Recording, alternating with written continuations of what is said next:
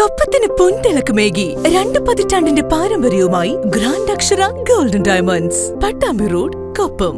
ഒഡീഷയിലെ പുരിയിൽ നടക്കുന്ന ദേശീയ ചൈനീസ് കുംഫു കിക്ക് ബോക്സിംഗ് ചാമ്പ്യൻഷിപ്പിൽ കേരള ടീമിൽ പെരിന്തൽമണ്ണയിൽ നിന്നും പങ്കെടുക്കുന്നവർക്ക് ചെറുകര റെയിൽവേ സ്റ്റേഷനിൽ യാത്രയയപ്പ് നൽകി.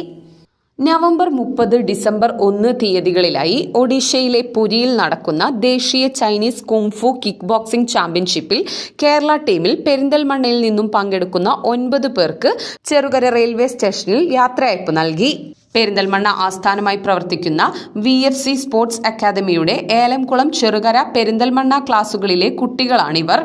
കിഡ്സ് വിഭാഗത്തിൽ പെരിന്തൽമണ്ണ കുന്നപ്പള്ളിയിലെ ആയുഷ് രാജ്, ഏലംകുളം കുന്നക്കാവ് ഷിഫ, പുലാമന്തോൾ UPയിലെ മുഹമ്മദ് ഷെബിൻ, സബ് ജൂനിയർ വിഭാഗത്തിൽ കുന്നക്കാവ് ഫാത്തിമ ഷിഫ്ന, പുലാമന്തോൾ UPയിലെ ഫാത്തിമ സന, ഏലംകുളം പെരുമ്പാറ മുഹമ്മദ് ഷാമിൽ, ജൂനിയർ വിഭാഗത്തിൽ ചെറുകര പാറക്കൽ മുക്ക് ആദിത്യൻ കുന്നക്കാവ്, ജിയാദ് വല്ലപ്പുഴ, ചെറുകോട് ആര്യൻ എന്നിവരാണ് മത്സരിക്കുന്നത്.